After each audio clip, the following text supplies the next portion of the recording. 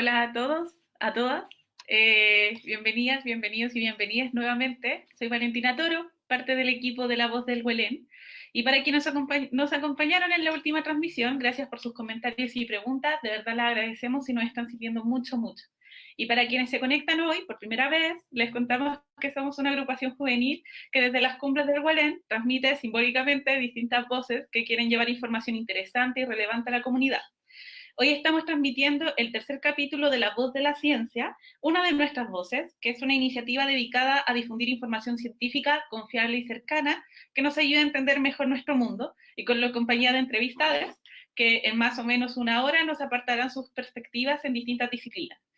Hoy, 12 de agosto del 2020, estamos con Rodrigo Castro, geólogo de la Universidad de Chile y doctorando en la Universidad de la Frontera en Ciencias de Recursos Naturales, donde trabaja en el Laboratorio de Conservación y Dinámica de Suelos Volcánicos. Bienvenido, Rodrigo. Muchas gracias, Vale. Un gusto estar acá. Saludos a todos y un placer participar de esta Voz de la Ciencia. No, muy bienvenido a ti. Bueno, les cuento un poco que Rodrigo se ha dedicado a la docencia en geología estructural y a la investigación con foco en erosión y meteorización de suelos debido a perturbación por fuego. Además, dirige un FONDAC enfocado en las rocas del territorio mapuche. Y finalmente, también mencionar que es parte de un proyecto interdisciplinar e internacional que investiga cómo los microorganismos, animales y plantas influyen en la conformación y desarrollo de la superficie terrestre. Sin duda queremos saber un poco más de todo esto. Así que, de verdad, muchas gracias por acompañarnos. ¿Cómo estás y desde dónde nos acompañas? Bueno, muchas gracias, estoy bien, los acompaño desde la comodidad de mi living, en la ciudad de Temuco, ya, en cuarentena me imagino como muchos. Acá ya no está la cuarentena activa, pero las actividades en la universidad están suspendidas, la Universidad de la Frontera está cerrada, digamos, en estos momentos, así que no es como que se pueda trabajar mucho allá. Así que eso, desde la comodidad de mi hogar, sentadito en la mesa. Somos varios desde la comunidad de nuestro hogar y ojalá que muchas personas nos acompañen también en las mismas condiciones. Antes de meternos de lleno en la entrevista, les adelantamos al público en general que partiremos hablando de conceptos básicos y disciplinares de la geología, para luego adentrarnos en temas más profundos y en algunos proyectos en los que trabaja Rodrigo. Y por supuesto, amigas, amigos y amigues, en la casa, recuerden que pueden ir dejándonos sus comentarios, sus preguntas, sus saludos en los comentarios de la transmisión, y siempre apunto hacia abajo porque asumo que abajo están los comentarios, por supuesto, y abordaremos tantas de estas preguntas como sea posible en la sección final del programa, para que estén atentos, para que vayan comentando, e igual si aparecen como dudas de términos particulares, vayan diciendo y aprovechamos de aclararlo en el mismo momento, para que no queden como tan en el aire. Bueno, Rodrigo, cuéntanos por favor un poco más de las bases de la geología. Primero, ¿qué es la geología? ¿Qué no es la geología? ¿Y en qué ámbito se desempeña un geólogo en Chile? Ya, bueno. La geología suena bastante básico, pero es la ciencia que estudia la Tierra, ya más, digamos a grandes rasgos. Ahora no es la única disciplina. En general, acá en los grupos de trabajo se tiene lo que se llama la geociencia, que agrupa distintas áreas, aquellos que trabajan con suelo, con roca, la parte geomorfológica, la parte geográfica, la parte geofísica. El geólogo en particular es aquel científico que utilizando distintas herramientas físicas, químicas, etcétera, hace estudios históricos, digamos, de la Tierra para comprender sus efectos, digamos, en el presente o su historia hasta la fecha. ¿Por qué digo esto? Y como para aclararlo bien, la geología se define a sí misma como una ciencia histórica. ¿ya? Nosotros, en el fondo, funcionamos bajo el principio de actualismo, que los procesos que existieron en el pasado son los mismos que existen en el presente y son un reflejo de lo que está sucediendo en el día a día. Entonces nosotros lo que hacemos, básicamente, es ir a un lugar, analizar las rocas, digamos, la morfología, las formas del sector, la topografía puede ser, etcétera, y tratar de llegar a la conclusión de cuál fue la evolución de ese lugar, o cuáles son los procesos que están ocurriendo en ese lugar. Tiene muchas áreas la geología. Ahora sí, y esto siempre la gente cree que nosotros somos quienes trabajamos con terremotos y tsunamis. Sí, un poquito, pero no realmente. Eh, en general, los que ven la parte más física, ya lo que es, por ejemplo, transmisión de onda sísmica, los que se dedican a esa parte son los geofísicos, ¿ya? Y aquí les quiero hacer esa aclaración a la gente. Los geofísicos se dedican a eso, ¿ya? Mientras que los geógrafos son aquellos que ven el aspecto más social también y cómo interactúa el medio geográfico físico con la sociedad, ¿ya? En general, la geología es como, en cuanto a las áreas de la geociencia, es un poco la más amplia, ¿ya? Porque además tiene distintas ramas. Por Ujú. ejemplo, está la rama de petrología, que es la parte de génesis de roca, procesos, digamos, de metamorfismo de roca, cristalización en cámaras magmáticas, etcétera. ¿Ya? Está la parte de vulcanología, estudio de volcanes, me imagino que el nombre es bastante explicativo. Geología estructural, que habla acerca, digamos, de cómo los esfuerzos, las distintas fuerzas que ocurren al interior de la Tierra van modelando nuestro paisaje, y la geomorfología, que habla del estudio del paisaje en sí mismo, cómo procesos erosivos van moldeándolo, cuánto se demora una montaña en alzarse y en tomar la forma que tiene, por qué existen, por ejemplo, ciertas formas de valles, etcétera. Está la hidrogeología, que lidia con los procesos, etcétera. Entonces hay distintos aspectos dentro de la geología como ciencia en general que tratan distintas áreas de este estudio, digamos, de ciencias de la Tierra. Súper, y qué interesante como esto, como voy a ir haciendo de vez en cuando como cierta síntesis acerca de cosas, entonces como comentar para los que nos están escuchando que Rodrigo nos comentaba un poco de que la geología es un proceso medio histórico, y yo lo encuentro muy interesante esta idea, porque se menciona como en las personas que trabajan en historia, los profesores de historia, los que estudian historia al final, de esto de que la historia se repite, y es interesante como que eso también pase en la geología, como de que estudiar como la Tierra en ese aspecto, como que nos va a decir también respuestas de lo que está ocurriendo ahora o lo que puede ocurrir más adelante. Y también mencionaste estas como diferencias, por decirlo de alguna forma, entre geofísicos, por un lado, geógrafos, por otro, y los geólogos, como los geofísicos que se relacionan más, hacen otras cosas, pero se relacionan más con esto de los terremotos, los geógrafos que hablan más de lo social, y la geología que aborda estos temas de tierra más generales, y que como queda súper claro en ese sentido. Y entrando un poquito más en tu especialidad, porque tú trabajas harto con qué es lo que ocurre después con los suelos y el efecto que tiene el fuego en los suelos. Uh -huh. Hace poco, digo hace poco porque ocurrió este año, leíamos que casi 3 billones de animales, billones, no millones, billones de animales, murieron o fueron desplazados por los incendios de Australia, con millones de hectáreas de suelo destruidas. Y en Chile tenemos un triste historial de incendios, es muy típico escuchar que hay grandes incendios forestales, especialmente en verano, y esto ocurre en sectores agrestes y urbanos, y hay un montón de preguntas y dudas que suelen quedar a la sombra de las consecuencias humanas, pero son preguntas que son muy fuertes para la biodiversidad, pero que no salen tanto a la luz o que no aparecen tanto cuando ocurren estos fenómenos. Entonces, si nos puedes contar un poco sobre el impacto del fuego en nuestro suelo y la realidad chilena en este sentido. Ya, perfecto. Mira, lo primero, quizá, y que yo creo que es una cosa muy importante, es aclarar que los incendios existen a pesar del humano, ¿ya? Existe evidencia desde tiempo, digamos, paleozoico, de que han habido incendios, por los motivos que sean, erupciones volcánicas puede ser, o los mismos rayos que pueden caer, pueden generar incendios localizados. Lo que sí ha hecho la acción humana es acelerar este proceso y aumentarlo en frecuencia, ¿ya? Nosotros hemos tenido un dramático aumento en los incendios en los últimos 30 años. ¿Ya? Y como decías bien tú, son incendios estacionales que principalmente ocurren entre más o menos octubre, noviembre y marzo, abril del año siguiente.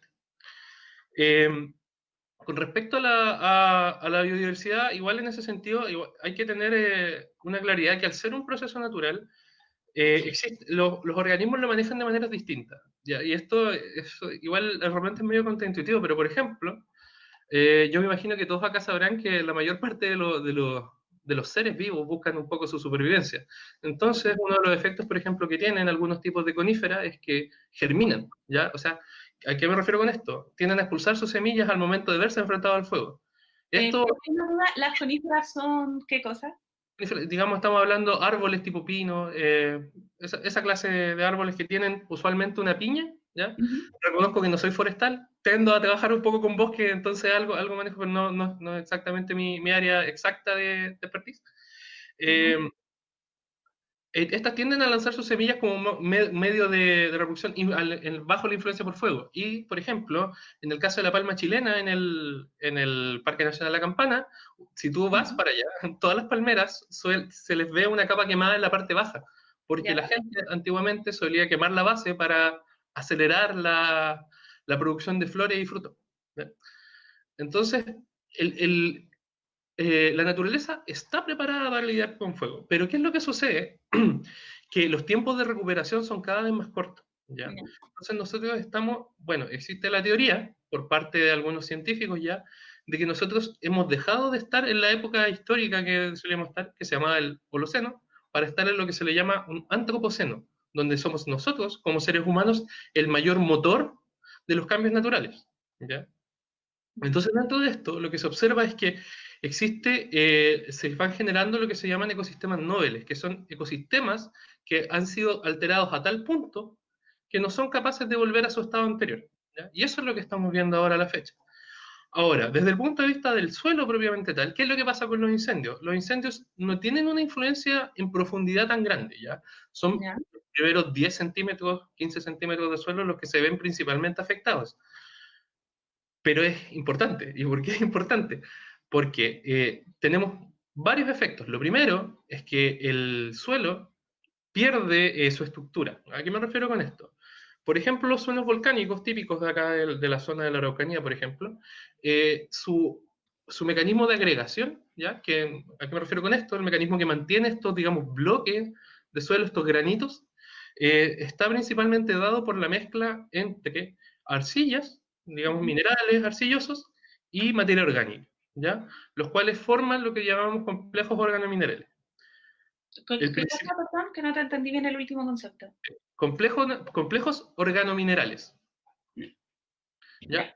¿Qué es lo que pasa? Que lo primero que se daña, y en verdad súper obvio, es la materia orgánica, ¿ya? La materia orgánica se ve destruida por estos incendios.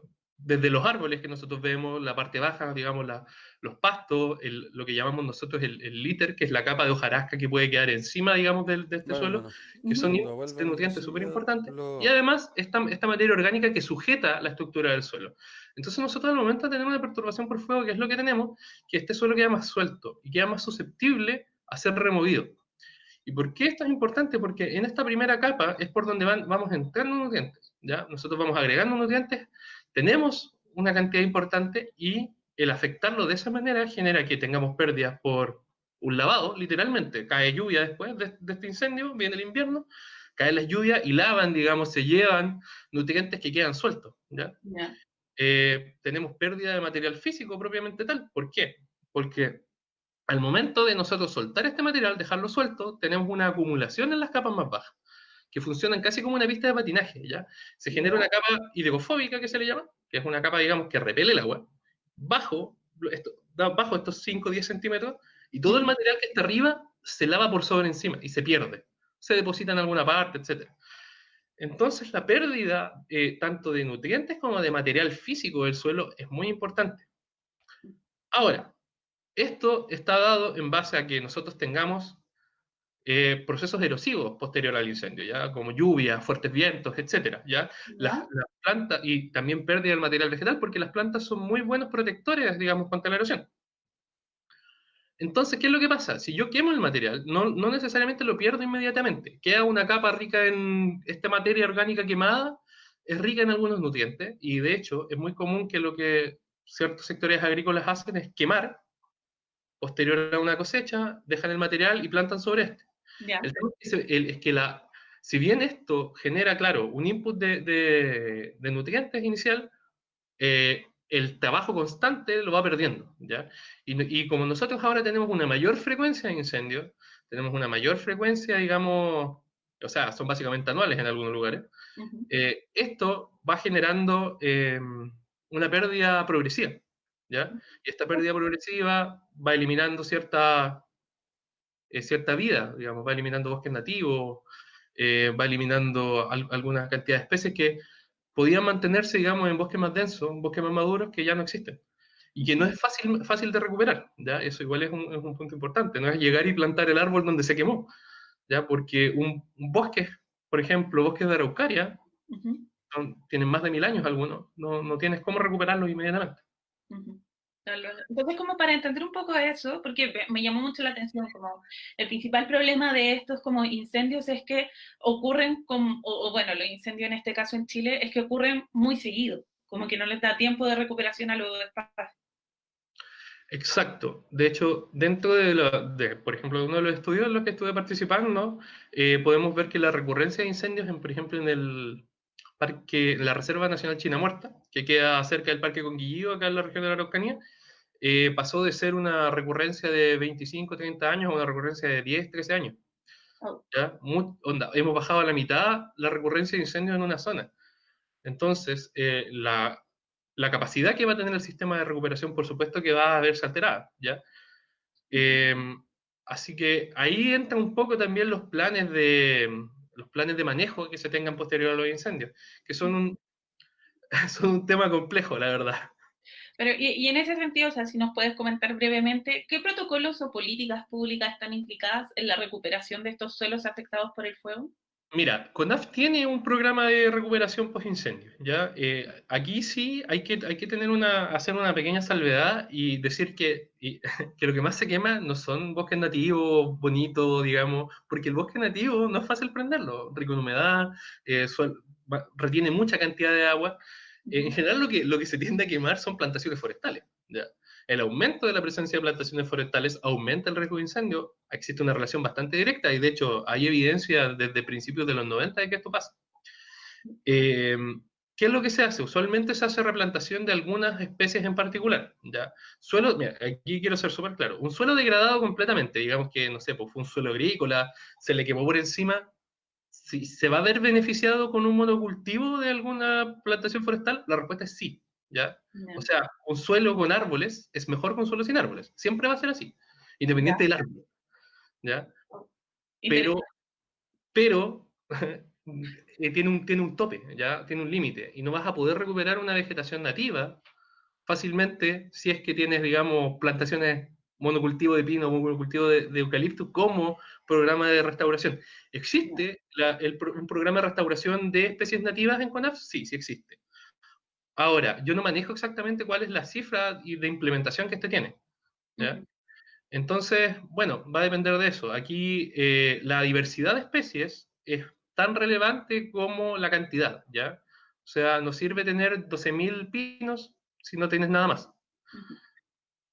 Súper. Entonces, como aquí, como hay hartas cosas que me quedan, como siento que es un tema con harto trasfondo, como de, primero este tema de que en verdad los incendios van a ocurrir igual, el tema es que el humano lo acelera, y la presencia del humano ya está como, que el mayor problema tiene que ver con que estamos reduciendo los tiempos de recuperación de estos bosques. Y no sé, y esta frase de que en verdad siempre va a ser una mejor o sea, un suelo con árboles que sin árboles, lo encuentro una idea interesante, pero entendiendo que la diversidad de árboles siempre es importante también. Mira, aquí solo para hacer una pequeña acotación. En general, cuando uno ve suelos degradados, usualmente la actividad agrícola es más, digamos, dañina a nivel suelo que una actividad forestal. Ujú. Ahora, no sé si ustedes han visto, se comparten hasta memes al respecto, he visto, de que ciertas tribus, digamos, originarias tendían a hacer cultivos, no monocultivos, pues, sino que eran cultivos con especies complementarias, ¿ya? ¿Ya? Por ejemplo, y aquí para dar un ejemplo un poco más ya, más, digamos, actual, en Rusia existió un problema con la degradación de suelos por vientos en los sectores agrícolas, digamos, de Rusia central. Ya. ¿Cuál fue literalmente la solución? Plantar bosque al lado del predio agrícola, ¿ya? Hacer pasillos de bosque entre medio. Y funcionó excelente, ¿ya? No. En el fondo, esta mezcla de especies siempre va a ayudar. Hay especies, por ejemplo, que ayudan a fijar nitrógeno. Entonces, capturan nitrógeno de la atmósfera y permiten que otras especies se aprovechen de ese nitrógeno y crezcan con mayor facilidad, ¿ya? O hay algunas especies que ayudan a fijar el suelo, evitando que se tengan pérdidas de nutrientes, digamos, tanto por erosión física como química.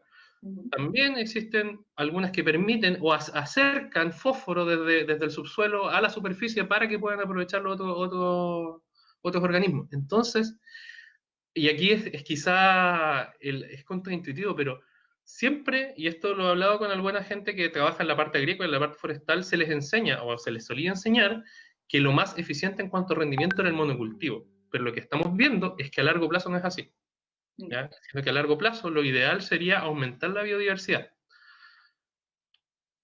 Eso. Entonces, no, sí, como me quedo pensando porque encuentro que es un tema como muy interesante este de qué es lo que ocurre con la reforestación y la importancia de la diversidad de los árboles en un espacio, como de que los monocultivos no necesariamente son lo más eficiente o lo mejor para ese suelo. O sea, como ya adentrándonos más particularmente como a tu trabajo en sí, no queríamos dejar de preguntarte más por este equipo internacional del que estás participando. Así que si nos puedes contar un poco de qué se trata EarthShapes y en qué estás trabajando específicamente ahí, de qué se trata Ya. y cuéntanos un poco qué haces. Bueno, el proyecto EarthShape es un proyecto de colaboración internacional, que es una iniciativa entre universidades, digamos, alemanas y acá chilenas, principalmente manejado por la Universidad de Tübingen, donde el propósito principal es el explicar cómo la biota modela el paisaje. Ese es como ¿Qué es la el- biota? sí, la biota, digamos, llamémoslo los microorganismos, las plantas, la vida, cómo la vida modela el paisaje, Ya, ¿ya? Y esta tiene dos aproximaciones, ¿ya? Porque aquí ¿qué es estás? muy divertido ir a las charlas de esta gente porque tienes biólogos, ecólogos, geólogos, existen los geoecólogos allá en Alemania, que es una cuestión que yo no sabía que existía. Mira tú. ¿Ya? Son ellos los que manejan como la interacción entre el sistema suelo desde el punto de vista físico, químico y biológico, una gente bien particular. ¿Y cuál es el control? Pues, si el control se hace desde arriba, desde los organismos hacia el suelo, o es la geología la que controla, digamos, el paisaje finalmente. Ya, ¿Ya? Y finalmente siempre la conclusión es que es un tema de escala. Si tú hablas de escalas a largo plazo, es la geología el control, y a corto plazo tiende a ser principalmente la biota. No es el punto. ¿Ya? Entonces, la idea de este proyecto Earthship es que es un proyecto formado por pequeños proyectos que analizan distintas variables de la modelación del paisaje. Ya la parte hídrica, por ejemplo, la parte de geología estructural, digamos, cuáles son los sistemas tectónicos que afectan eso, cuál es la influencia del clima. El clima tiene una importancia bastante grande dentro del proyecto. ¿Por qué? Porque el proyecto se armó en la cordillera de la costa chilena, ya, porque tenía una particularidad, que tiene la misma litología, me refiero a tipo de roca, de norte a sur, ya granito. Ahora, este es un supuesto súper grande, ya, porque si me lo preguntan a mí en particular, yo no estoy de acuerdo con esa afirmación, ya, pero es una de las grandes bases del proyecto. Eh, porque hay varias, o sea, si bien es una litología comparable, no es necesariamente igual. ¿Ya? ya, Y esto se da en un gradiente de temperatura, ¿ya? En un gradiente climático. Tenemos, digamos, en el extremo más al norte, cerca de los desiertos, sectores muy áridos, y el parque más al sur es el Parque Nacional Nahuel Buta, muy, muy lluvioso, muy, muy, muy húmedo. Entonces se puede hacer una comparación entre esto, a ver, era Parque Santa Gracia, Parque Pan de Azúcar, Parque La Campana, Parque Nahuel Buta. ¿Ya? Y la comparación entre estos cuatro parques permite hacer un gradiente climático súper importante para ver cuál es la influencia que tiene el clima en la evolución. ¿Ya? por fin vemos como lo importante que, o sea, o esta cosa de aprovechar que Chile tiene distintos climas en su estructura. Justamente, justamente. La idea surge, de hecho, del viaje de uno de estos científicos alemanes por acá, por Chile, ¿No? que como que le cayó la teja y dijo, oye, mira, esto que está acá, esto probablemente cambie con el clima y esto creció hasta ser un proyecto internacional muy grande. Bueno, y hay diferentes proyectos. Yo en particular trabajo en el proyecto de fuego, literalmente es el proyecto Fire, eh, Suena donde, muy sí, donde habemos dos estudiantes de doctorado, donde uno se encarga de la parte, digamos, biológica y química, la mía es más la parte física, y bien. donde mi investigación en particular es hacer análisis de erosión a corto plazo y a mediano plazo para ver cuánto demora en estabilizarse. Y si es que se estabiliza, porque mi teoría es que sí se estabiliza en una cierta cantidad de años, pero eso lo dirán los resultados del laboratorio en su momento. ¿Ya? Entonces, el contraste entre dos metodologías, una de corto plazo y una de largo plazo, para ver cuánto se demora un bosque nativo, digamos, en estabilizar sus tasas de erosión. Esa es como la idea del proyecto. ¿En El proyecto estabilidad qué cosa, perdón? sus tasas de erosión. Ya. ¿Ya? Eh, de momento, trabajando en eso, tiene varias partes. Tenemos desde experimentos, digamos, marcando material biológico y quemándolo para ver cuál es su influencia. Ahora yo tengo que ir a instalar, por ejemplo, lo que se llaman clavos de erosión, que van a ir acumulando material para hacer, digamos, un monitoreo continuo, etcétera. ¿Ya? Y todo esto se contrasta con lo que han hecho distintos grupos. ¿Ya? Por ejemplo, hay unos que son el grupo Deep Earthshape, que son los ¿Cómo? que ven Deep Earthshape, Earthshape profundo, que ellos literalmente pagan, es que es un proyecto, digamos, con muy buena cantidad de fondos, pagaron una máquina de sondajes para hacer sondajes en distintos lugares, y están viendo cuál es la influencia, por ejemplo, cuál es el grado de meteorización y cómo hace la meteorización de ciertos minerales en la roca, los microorganismos en profundidad. ¿Ya? Así como yo estoy trabajando con los suelos, en la parte más superficial, hay gente trabajando en profundidad 300 metros, por ejemplo. Wow. ¿ya? Entonces es bastante interesante porque lo que se puede ver, digamos, todo el gradiente, digamos, de generación de este suelo, desde la roca, el que se le llama el saprolito, que es, digamos, esta roca ya media degradada, con cristales grandes, hasta el suelo propiamente formado. Eh, entonces, todas estas múltiples variables se ocupa harto la palabra holístico, Ya. se unen en una, digamos, en un proyecto holístico con muchas miradas. Y eso es lo más bonito que tiene el proyecto, digamos, aparte de, digamos, que tiene una buena cantidad de fondos y genera, digamos, investigación relevante, es que las miradas son muy distintas. Hay mucha gente involucrada y que tiene formas muy distintas de ver, de ver los procesos. Entonces, es muy interesante. Hay grupos de matemáticos, por ejemplo, haciendo simulaciones, ¿ya? Ya. Hay algunos grupos de ecólogos haciendo estudios de movimiento de especies animales. Es muy amplio, muy, muy amplio. Principalmente enfocado en geociencias, sí. Ese es como el foco principal, ¿ya? Pero tiene de todo. Yo creo que, o sea, voy a insistir en esto porque fue un concepto que apareció también en nuestra entrevista anterior. Si nos puedes decir qué es lo que entiendes tú por holístico.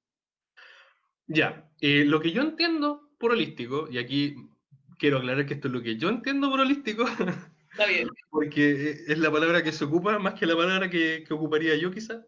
Yo lo entiendo como algo multidisciplinario, ¿ya? Pero multidisciplinario a gran escala, ¿ya? No estamos hablando solamente de que yo trabaje con un geofísico y con un químico, sino que agregar un biólogo, agregar un ecólogo, agregar gente con la que yo usualmente no trabajaría y que le agrega un enfoque completamente distinto a mi trabajo.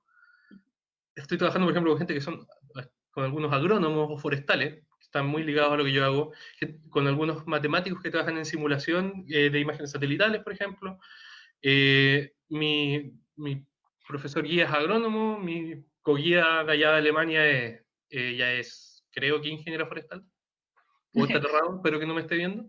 Eh, eh, entonces, lo que yo entiendo como holístico es eso, es tratar de no solamente hacerlo multidisciplinario, sino es que tratar de tomar ojalá todas las variables que puedas determinar que existen, ¿ya? Porque por supuesto siempre se nos va a escapar algo, ¿ya? O sea, de más que o sea, hay una influencia social, por ejemplo, de los movimientos de las personas de un lugar a otro en la cantidad material, pero no es algo que estamos tomando en consideración en estos momentos, ¿ya?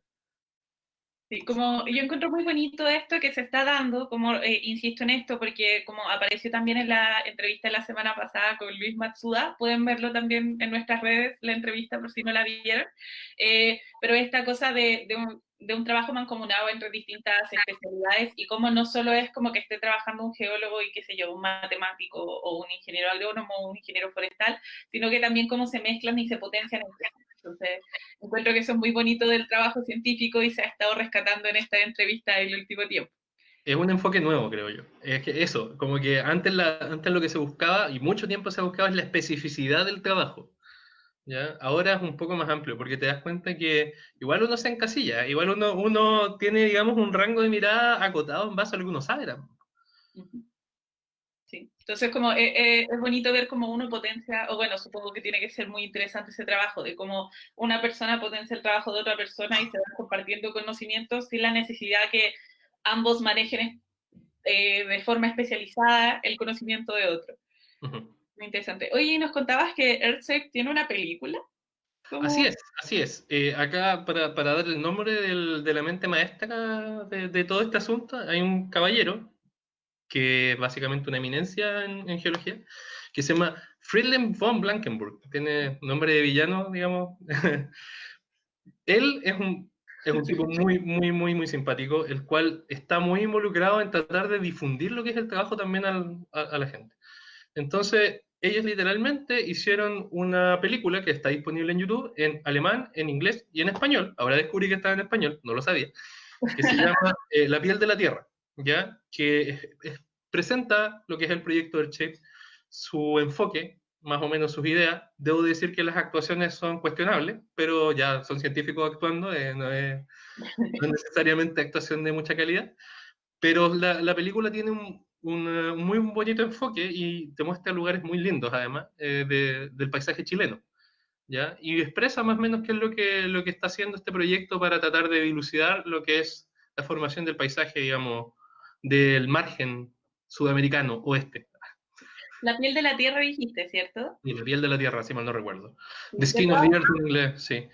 De Eh, todas formas está disponible en YouTube y pretendemos dejar también el link posteriormente en comentarios para que le puedan echar una mirada a esa película. Como es interesante estas películas de difusión científica, este programa busca hacer de alguna forma un aporte a la difusión científica, así que ahí tratar de potenciar este tipo de iniciativas. Dura media hora.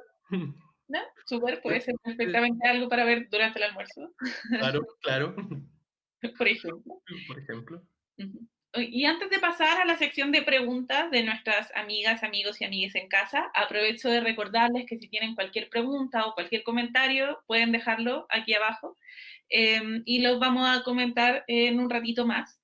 Pero teníamos la esperanza de alcanzar a tocar este último tema que encontramos súper interesante, que sabemos que el COVID tiene un poco pausada la ejecución de este proyecto, pero nos habías contado que dirigías un fondar sobre las rutas del territorio mapuche. ¿Cómo llegaste a dirigir este proyecto y si nos pueden contar también un poco de qué se trata? Ya, les cuento. Miren, esto surge, como quizá no todos saben, pero los fondos son fondos de arte. ¿Ya? Este es un proyecto de arte, de fotografía en particular. Esto surge, ¿por qué surge? Porque alguna vez en una feria de ciencia se me acercó alguien a preguntarme de dónde obteníamos los cortes transparentes porque le habían parecido muy, muy bonitos. ¿Ya? Cortes Y él, transparentes. sí, voy a llegar a ese punto. Ok. Eh, en una feria de ciencia, digamos, nosotros, allá en Bochef, justamente, teníamos... Entonces, por si acaso, para los que no lo conocen, la Facultad de Ingeniería de la Universidad de Chile. Sí, que es donde, digamos, estudié en su momento. Ellos hacen una feria de ciencia, o hacían, no sé ya porque llevo un rato afuera, donde yo participé como monitor varias veces de la carrera de geología, y teníamos ahí un microscopio, ¿ya? Y ahí poníamos cortes transparentes. ¿Qué es un corte transparente? Es un corte de roca que se pule hasta que es translúcido y deja pasar la luz, ¿ya? 30 micrones de tamaño, digamos, de espesor, serían como 3 por 10 a la menos 6 metros. Finito, bien finito. ¿Cuál es la gracia? Es que el microscopio tiene luz polarizada, que es la luz polarizada, es luz que digamos, se altera para que pase por planos, ¿ya? ¿Ya? Y estos, al momento de tocar, de tocar los minerales, se refractan y muestran colores, etc. Y de verdad es bien bonito, no voy a decir lo contrario. Entonces, después, me quedé esa idea dando vuelta y después cuando ya estaba acá en Temuco trabajando, decidí retomar esa idea. Como sería bonito hacer un inventario de las rocas de este lugar, porque, y quizá, bueno, yo me imagino que muchos se lo imaginan, pero la Araucanía tiene una identidad muy particular, ¿ya? Y muy arraigada, ¿ya? No solamente, yo no sé si afuera realmente se siente hasta que uno está, digamos, un poco más sumergido acá, pero la Araucanía en sí tiene una identidad clara, que es un poco híbrida, pero que existe. Y la influencia, digamos, de la cultura mapuche es real acá en la Araucanía. Es un lugar distinto al resto de Chile, creo yo. Entonces, un poco haciendo esta mezcla de conceptos, dije, ¿por qué no presentar como un proyecto, tomarle fotos, digamos, estas fotos a cortes transparentes, que para alguien que no está involucrado en el tema de ciencia, nosotros lo ocupamos para análisis, digamos, de mineralogía, que no como algo artístico, pero para alguien que no lo conoce, puede ser muy innovador, dije yo. Entonces, ¿por qué no hacer un catastro de las rocas de la Araucanía y mostrarlas como las rocas del territorio? Y la idea es compilarlas en un libro que esté tanto en español como en mapuzungún, ¿Ya? para, para, digamos, entregar, la verdad ni siquiera tiene un afán comercial, es como para entregarlo a la gente y que hacer una mini difusión de dónde estás parado, porque, y esto es algo que me ha pasado y que me he dado cuenta desde que me dedico, digamos, a la geología, mucha gente no tiene mucha idea de qué es lo que hay bajo tus pies, ¿ya? Eh, entonces se me ocurrió una idea de difusión, y después de una postulación no exitosa, pero no mal evaluada, no ganamos el proyecto y lo empezamos a ejecutar el año pasado. Pero, digamos, en octubre ocurrió lo que ya todos conocemos, el estallido social. Después vino una pandemia. Que aquí estamos con el proyecto hasta que abran las universidades, y porque los cortes transparentes, de hecho, los tengo ya disponibles. Los logré mandar a hacer, tengo que tomar la fotografía. De hecho, les puedo mostrar uno. Denme un minutito, me lo fueron a buscar. Eh, la caja de al lado. Ya, Tararara. para que vean que no parece mucho, pero cuando uno los ve en el, en el microscopio se ven muy lindos. A ver. Aquí, Ya, eso es un papel transparente entonces. sí, ¿ya? Genial. Entonces, es finito, es una capa muy, muy fina, es más vidrio que... Y la gracia es que nosotros tomamos muestras de roca, nada particularmente complicado, sino que estaban al lado del camino, accesibles con facilidad, porque no es la idea tampoco alterar la vida de nadie. Ujú, Digamos, hicimos una transecta por la región desde la cordillera, las más altas que tenemos las tomamos en Icalmo hasta la costa, tenemos muestras, digamos, de Puerto Saavedra y todo el camino que es hasta Cañete, ujú. para hacer más o menos, digamos, una muestra de lo que son las rocas de la zona. Ese es el proyecto. Yo creo que es un proyecto lindo, todavía estoy muy involucrado con él. Ahora sí, un poco desordenado, por supuesto, por las contingencias, pero espero llevarlo a buen puerto. No, y considero muy interesante esta idea de difundir lo que está debajo de nuestros pies, como es una idea bonita, hasta romántica. Así que, como mucho éxito también en este proyecto. Vamos a pasar ahora a las preguntas del público. Voy a partir con la de Germán, no, no sé muy bien cómo se pronuncia, así que como lo voy a pronunciar así, perdón, disculpen mi francés.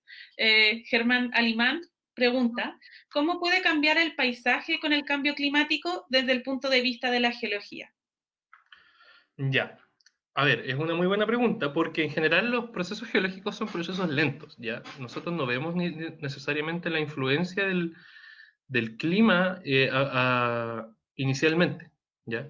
Pero nosotros sí lo que vamos viendo es que van cambiando los procesos tanto de los procesos hídricos principalmente, ¿ya? O sea, nosotros tenemos una variación muy importante en lo que son las precipitaciones a nivel mundial, ¿ya? En lugares donde llovía poco está lloviendo mucho, en lugares donde debería llover ya no está lloviendo. Y eso genera una influencia muy importante en los procesos tanto de erosión como de meteorización. Voy a hacer la explicación rápida. Erosión es literalmente el proceso físico de remover material. ¿Ya? Meteorización es el proceso de degradación química, que también lo hace el agua, ¿ya? Entonces, a futuro nosotros vamos a ver una variación de esto. ¿Por qué? Porque la pérdida de precipitaciones va a generar, por supuesto, pérdida de vegetación. Y la pérdida de vegetación va a generar un aumento en las tasas de erosión de muchos lugares.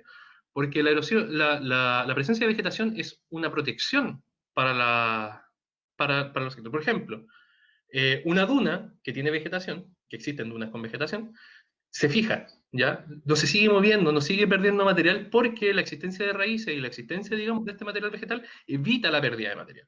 Si nosotros perdemos ese material vegetal, vamos a tener una mayor pérdida de material. Quizá no visible ahora, digamos, en una vida humana de 50, 100 años, pero sí más adelante. Y quizá ese es el mayor problema que tiene para muchos el cambio, lo del cambio climático, es que estamos igual viendo algunos cambios que podemos percibir, y el percibir cambios globales, climáticos, en paisaje, etcétera, es grave, ¿ya? Y ahí quizás poner la alarma. Es una cuestión de tasa, no es solamente que esté cambiando, sino lo rápido que cambia. Qué preocupante. Un poco alarmista. Sí, no, pero está bien el hecho de ir comentando cuáles son, porque lo mencionaste antes, que el tema, hay ciertas cosas que podían pasar igual, pero el humano acelera ciertos procesos. Entonces, como igual es importante entender cuál es, hay una responsabilidad social también ahí de cada uno y no solo es como colectivo. Pasando a la siguiente pregunta, Sandra Mancilla pregunta que se habló de la gestión de incendios. ¿Cómo se gestiona la prevención de incendios? Excelente pregunta, excelente pregunta. Bueno, yo me imagino, no quiero sonar burlesco, ¿ya? Lo digo súper en serio, ¿Ya? pero me imagino que ustedes conocen a Forestín, ¿ya? ¿Ya? No. Ya, Forestín es una campaña de básicamente, como mascota, es una campaña de concientización. Y existe una campaña de concientización principalmente localizada en los parques nacionales, en los sectores que son reservas protegidas, ¿ya? Donde existe tanto, usualmente muchos indicadores de riesgo de incendio, listados de prácticas que no hay que hacer, etc. Y eso sí se hace. Y yo creo que quizás no es suficiente, sí, pero el esfuerzo está. ¿Ya? Dentro de todo, a veces uno peca también de crítico, de decir que no se hace nada, pero sí, sí existe algo. Ahora, ¿es suficiente? No, para nada, ¿ya? La campaña de concientización tendría que ir más allá, me imagino yo, tendría que ser algo que nosotros podamos ver tanto en la televisión, que aparece, aunque no lo crean, hay comerciales de tú también puedes prevenir incendios forestales, existe. Pero también tienen que haber políticas, por ejemplo, no sé si recuerdan los grandes incendios del 2017, si mal no recuerdo, cuando llegó el supertanker, ¿recuerdan el Ya, supertanker? sí. El ¿Ya? supertanker me acuerdo. Ese incendio en particular, creo que una de las causas posibles que tenía era el desgaste de una red eléctrica, ¿ya? Y la poca limpieza que le habían generado a la parte baja. Se acumuló hojarasca, saltaron chispas, se quemó todo. Y ahí es quizás donde está el mayor problema, que desde el punto de vista de prevención, esos detalles no están bien analizados, ¿ya? Y eso es más un tema de política pública. Ahora, va a depender, por supuesto, de la voluntad de las autoridades el fiscalizar este tipo de cosas y en ese sentido yo siempre he pensado que está al debe el mundo político en escuchar la voz de la ciencia, como también está la ciencia al debe de gritar más fuerte. Y eso también quiero ser súper claro. Nosotros tenemos la mala costumbre de quedarnos un poquito atrapados en el academicismo y que el paper el paper no lo lee la persona que está en su casa. No lo lee voy a leerme un paper del Parque Nacional Nahuel Buta antes de ir a acampar allá. No, eso no lo hace nadie. ¿Ya? Entonces, ahí también tiene que ser un poco de ambos bandos. Tienen que doblar los esfuerzos, creo yo. Porque eso, falta esfuerzo. Como ahí yo escuché que la voz de la ciencia tiene que gritar más fuerte, así que ya sabe equipo, como tenemos que continuar con este programa. No, y aparte de todo, como yo creo que es súper importante esto que tú dices, que como hay que escuchar más a la ciencia y al mismo tiempo la ciencia tiene que hablar más fuerte, como yo creo que una pregunta que aún no logra ser respondida de cómo se acerca más la ciencia y estas grandes investigaciones científicas a las personas en general, como porque cuesta entender e interiorizarse tanto en cosas tan específicas y que son importantes porque al final se está generando conocimiento que no se está compartiendo a todo el mundo. Exacto. Menciono. Completamente de acuerdo. Continuando con las preguntas, Cecilia Belén nos dice que cuando ella ingresó a la conversación estábamos hablando de análisis de erosión. Entonces, pregunta si han realizado estudios o análisis de erosión en monocultivos forestales de la región. ¿Tú o Sí, sí existen, sí existen. Existe análisis de erosión de monocultivos. Hay un paper del 2016 de Miriam Schaller, ahí porque lo tengo citado en alguna parte, solo por eso me acuerdo, que es un análisis muy bueno acerca de erosión a corto plazo después de cultivo, digamos después de cosecha de monocultivo de pino en el sector, digamos, de la región de los ríos, por ejemplo. Sé que también hay algunos de principios de los 90 que se hicieron en el sector cercano a Nacimiento, Cordillera Nahuelbuta, la parte norte. Así que sí, sí existen. ¿Ya? Ahora, bueno, ahí de nuevo el tema de la difusión. Pero los estudios están, ¿ya? Y no, porque es un tema igual importante. El cambio de uso de suelo, que se le llama, que es cuando cambiamos, digamos, para qué literalmente para qué se usa el suelo, de quizá un bosque nativo, una reserva, a un suelo productivo, agrícola o forestal, como influencia en la erosión, está muy bien documentado. ¿Ya? Y se han hecho estudios de esto desde los años 80 de manera constante. Eh, hay que difundirlo más. Pero qué resultados han dado como esos estudios? ¿Hay algunas como consignas o sí, cosas que nos puedas sí. adelantar? O sea, el cambio de uso de suelo genera una aceleración importante en las tasas de erosión y meteorización del suelo.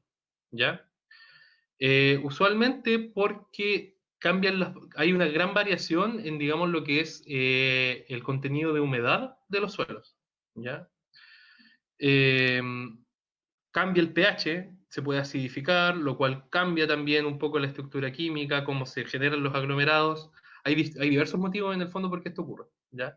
Pero sí está probado que tanto suelos agrícolas como suelos forestales son más propensos a la erosión que un bosque nativo, ¿ya?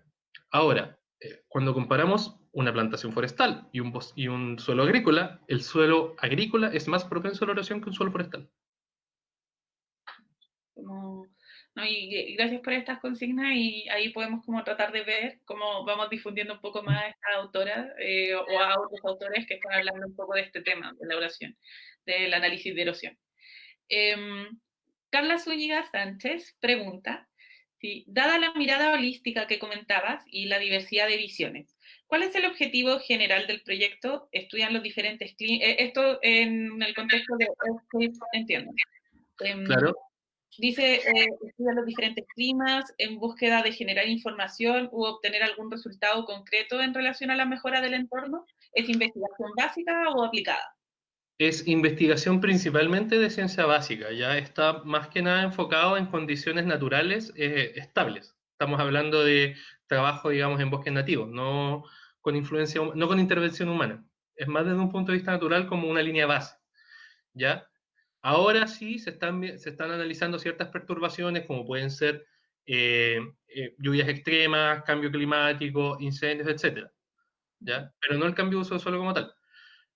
Lo que busca como gran pregunta de investigación es entender el cómo los microorganismos, los animales y las plantas influencian la forma y el desarrollo de la Tierra, digamos, de la superficie de la Tierra, a distintas escalas de tiempo, ¿ya? Desde el pasado geológico, millones de años, hasta el día a día, ¿ya? Esa es como la idea. Súper, excelente, me queda súper claro.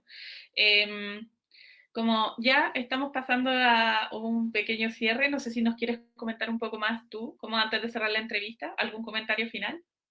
Sí, sí, sí. Un comentario final. Mira, lo primero sería agradecer por esta instancia, por la, digamos, la instancia de poder difundir no solamente lo que yo hago, sino que los distintos proyectos o los distintos científicos que vayan a hablar acá, es una muy bonita instancia esta. Segundo, decirles que a ver, estamos en un tiempo crítico igual desde un punto de vista del cambio climático, ¿ya? No es algo que vaya a pasar en un futuro lejano y eso es algo que igual uno se lo tiene un poco que sacar de la cabeza. Yo recuerdo que tuve algún profesor que alguna vez me dijo que él no podía aceptar que fuera el humano el que cambia el clima, ¿ya? ¿Ya? Igual es algo duro, porque él contaba que el último gran cambio climático, por ejemplo, se había generado con la apertura del mar de Weddell, que es cuando se separó Antártica de Sudamérica y se generó el mar, ¿ya? Que se generan las corrientes antárticas, etcétera. Que grandes procesos geológicos controlan. El problema es que ya no es así, ¿ya? Y porque la influencia del humano es muy grande. Somos una cantidad, somos un agente muy importante en el medio ambiente y no le estamos tomando el peso a ser un agente en el medio ambiente, ¿ya? Esa es la cuestión. No es solo cambiar nuestro estilo de vida, porque por supuesto que el granito de arena es importante, pero hay que cambiar la cultura, ¿ya? Hay que cambiar no solo cómo se desenvuelve el individuo, sino cómo se desenvuelve el mundo, ¿ya? Hay, son unas pocas empresas las que generan la mayor cantidad de las emisiones y yo estoy seguro que todos lo han escuchado en alguna parte y eso es verdad, ¿ya? Y eso es parte también de una dinámica de consumo, de una dinámica de inmediatista. A veces nosotros obviamos un poco el pasar del tiempo y estamos que lo queremos todo ahora. Me incluyo, a mí igual me cuesta esperar, pero tratar de no solo hacer, y por eso quiero ser claro, no solo hacerlo personal, ¿ya? Sino que tratar de influir hacia afuera.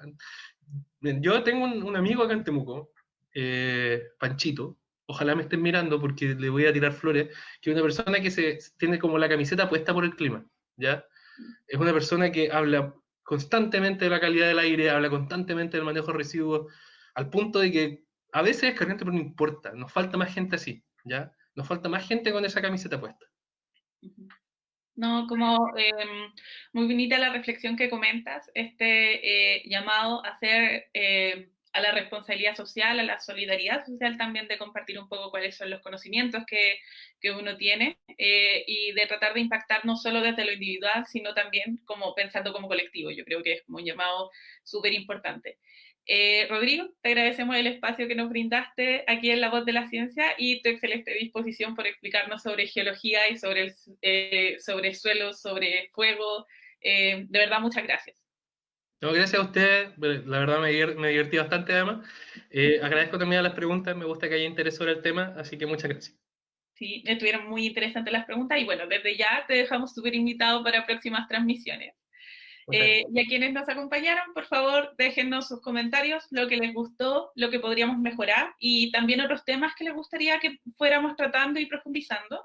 Nosotros siempre insistimos en esto, pero esta iniciativa está en construcción y la idea es que todos ustedes también nos puedan ayudar y aportar en la construcción de este programa.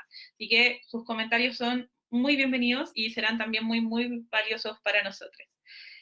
Nuestro próximo programa será en 2 semanas, el miércoles 26 de agosto, mismo horario, mismo canal, donde nos adentraremos en el interesante mundo de la ingeniería de alimentos. Así que para que no se olviden en conectarse ese día y también de escuchar otras voces, darle like a la página en Facebook y ahora tenemos Instagram, así que nos pueden seguir en nuestra página en Instagram también y se mantienen al tanto de toda la información de nuevas entrevistas. Nos encontramos pronto nuevamente en las cumbres del Huelén. Muchas gracias, Rodrigo, y muchas gracias a todos. A seguir cuidándose y buenas noches. Chaito. Chao.